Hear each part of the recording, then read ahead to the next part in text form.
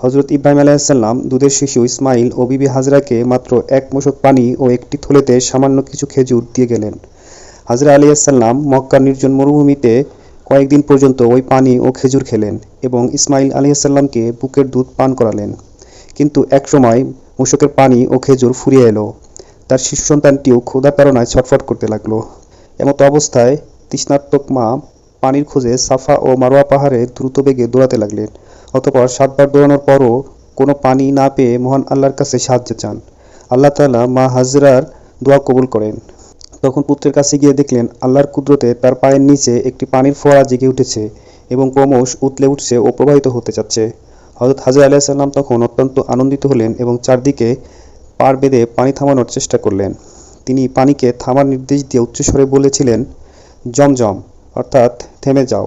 হযরত হাজরা আলাইহিসসালামের উচ্চারিত সেই শব্দেই পৃথিবীর